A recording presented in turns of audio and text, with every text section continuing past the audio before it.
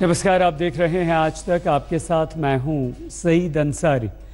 उत्तर प्रदेश के रामपुर में एक ऐसी तस्वीर सामने आई जिसे देखकर विश्वास करना मुश्किल है कि कोई इतना भी गिर सकता है। वीडियो में 10-12 लड़के 2 लड़कियों को सरेआम छेड़ रहे हैं।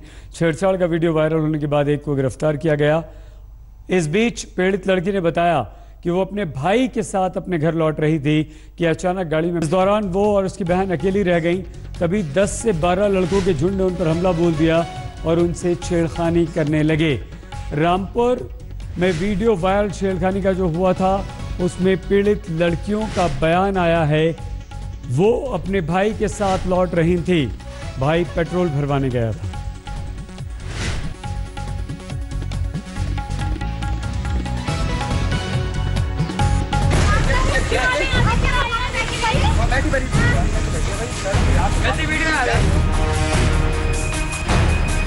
अरे मुंह तो हटा ले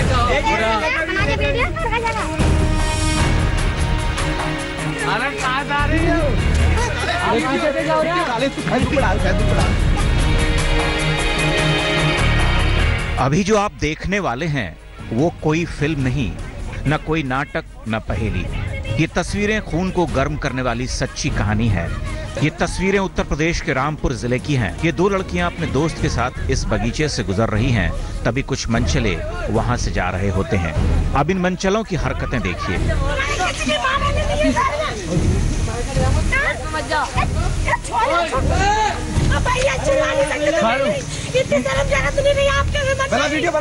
ये सब मिलकर इन दोनों युवतियों को घेर लेते हैं और फिर इनके साथ वैसा ही खेल खेला जाता है जैसे जंगली कुत्ते अपने शिकार के साथ खेलते हैं।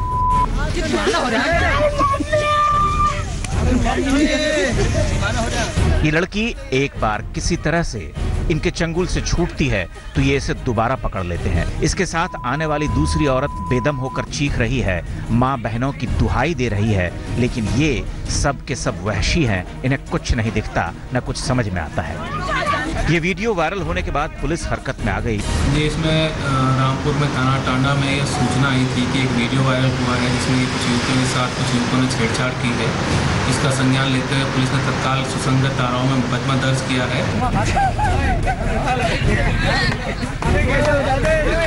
वीडियो के आधार पर मनचलों की पहचान कर पुलिस ने 14 युवकों के खिलाफ FIR दर्ज की है और एक आरोपी को गिरफ्तार किया है।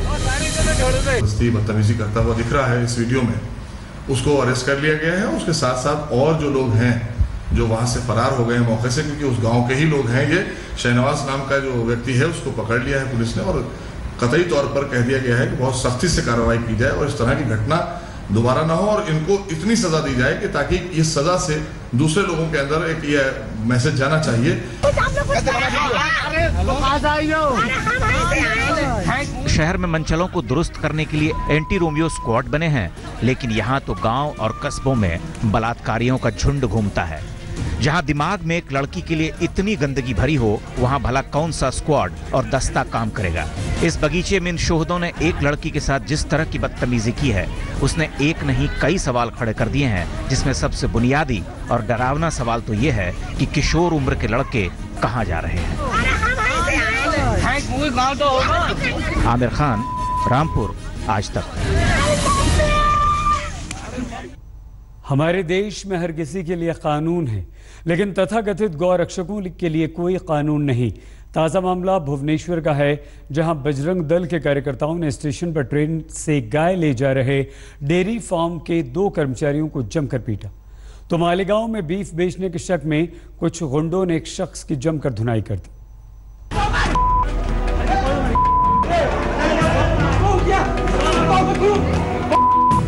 ये गोरक्षा के नाम पर गुंडागर्दी नहीं तो और क्या है।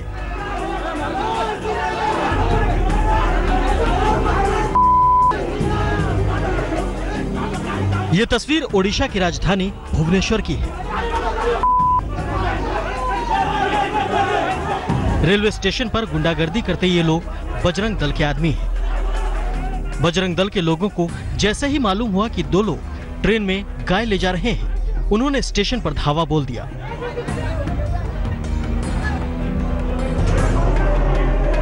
गाय ले जाने वाले दोनों शख्स चीख चीख कर बोलते रहे कि वो डेयरी फार्म के कर्मचारी हैं और उनका तस्करी से कोई लेना देना नहीं।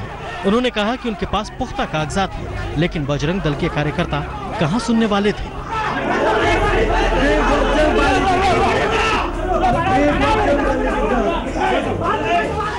उन्होंने प्लेटफॉर्म पर ही दोनों की धुनाई शुरू कर दी। बाद में जीआरपी और आरपीएफ के जवान किसी तरह दोनों को भीड़ के चंगुल से बचाने में कामयाब रहे।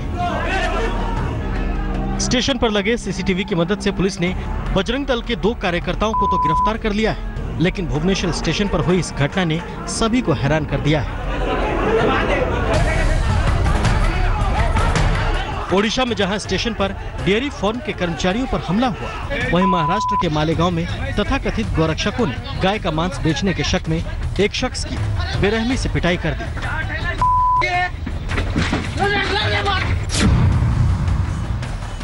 मांस बेचने वाला गिड़गिड़ाता रहा कि ये गाय नहीं भैंस का मीट है, लेकिन गुंडों ने उसकी एक नहीं सुनी। हद तो तब हो गई जब जी भरकर पिटाई करने के बाद ये गुंडे मीट बेचने वालों को लेकर थाने पहुंच गए।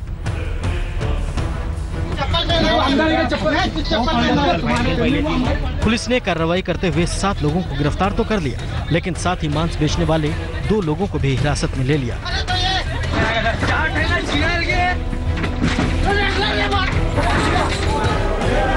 सवाल उठता है कि आखिर देश में गोरक्षा के नाम पर निर्दोष लोगों पर कब तक हमले होते रहेंगे? शक के बिना पर देश में हो रही गुंडागर्दी पर कब लगाम लगेगी? आज तक ब्यूरो। पशुओं पर केंद्र सरकार के नए कानून का देश के कई हिस्सों में विरोध हो रहा है। नए कानून के विरोध में आज कई शहरों में धरना और प्रदर्शन हुए। कारोबारियों को डर है कि नए कानून से उनका लाखों का कारोबार ठप हो जाएगा।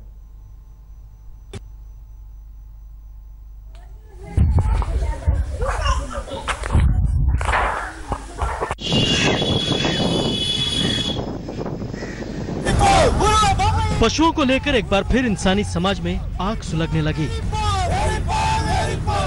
दक्षिण से लेकर उत्तर तक और पूरब से लेकर पश्चिम तक हंगामा बरपा है, और वजह है पशुओं को लेकर केंद्र सरकार के नए नियम, जिसके तहत वध के लिए जानवरों की खरीद बिक्री पर प्रतिबंध लगा दिया गया है। केंद्र का ये नया नियम मांसाहारियों और पशु कारोबारियों को रास नहीं आ रहा है, लिहाजा विरोध हो रहा है। कोयम्बटूर और चेन्नई में लोग केंद्र के फैसले के खिलाफ सड़कों पर उतरे, तो त्रिवेंद्रम में लिफ्ट के छात्रों ने यूनिवर्सिटी कॉलेज के बाहर खड़े होकर विरोध जताया। वहीं मुजफ्फरनगर में मीट कारोबारियों ने बाजार बंद करके नाराजगी जाहिर की। ना तो वो पीठ में बिक रहा, ना कोई दुकानदार लेने को तैयार है। उसे यूं ही लियो, व्यापार खत्म हो रहा जी। अगर लावे भी कहीं बाहर भी ले जावे तो वहाँ पुलिस वाले पकड़ के बंद कर दें। वैसे ज्यादा हड़कंप उन राज्यों में है जहां बीफ पर पाबंदी नहीं है। उधर केंद्र सरकार के फैसले से कारोबारी भी नाराज हैं। कह रहे हैं कि पशुओं से जुड़े अरबों रुपए के व्यापार ठप हो जाएंगे, चमड़े का कारोबार बंद हो जाएगा और साबुन जैसे दूसरे उद्योगों को कच्चे माल की सप्लाई बाधित होगी।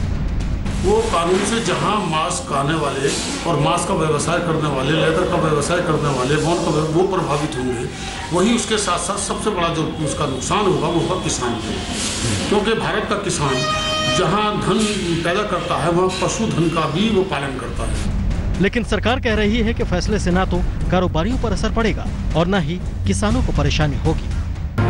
सरकार की दलील जो भी हो, लेकिन तय मानिए पशुओं के साथ क्रूरता बंद करने के नाम पर बनाए गए नियमों पर बवाल बढ़ेगा, क्योंकि कथित गोरक्षकों और स्वयंभू ठेकेदारों का आतंक बढ़ेगा। आज तक ब्यूरो। सीबीएसई 12वीं की परीक्षा में एक बार फिर से बेटियों का दबदबा रहा। नोएडा के एमआईटी में पढ़ने वाली रक्षा गोपाल 99.6% अंक लाकर देश की टॉपर बनी।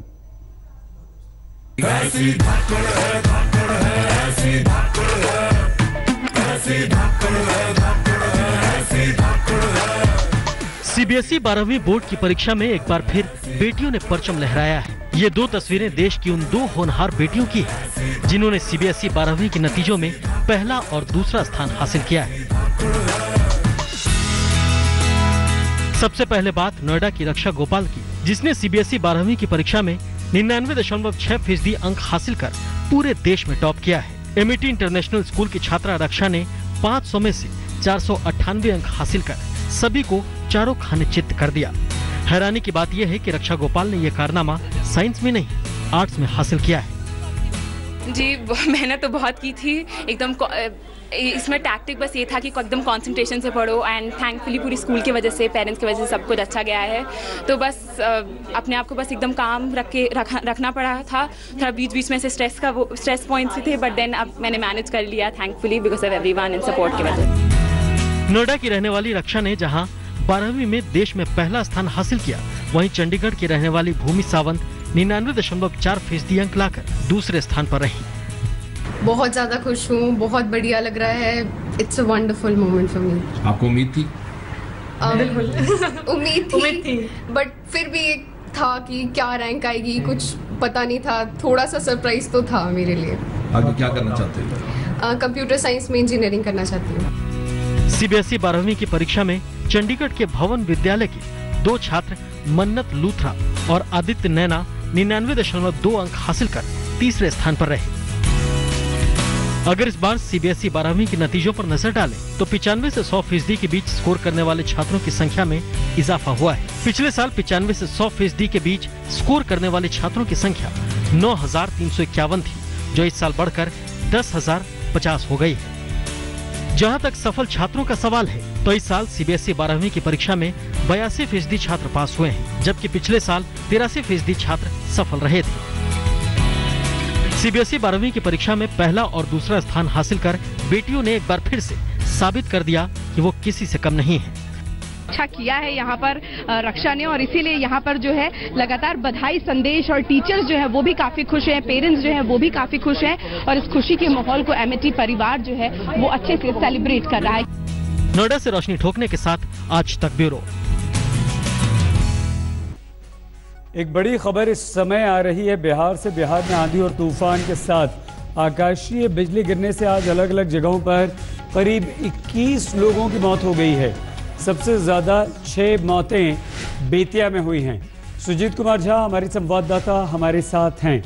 सुजीत, क्या जानकारी है, अब स्थिति क्या है?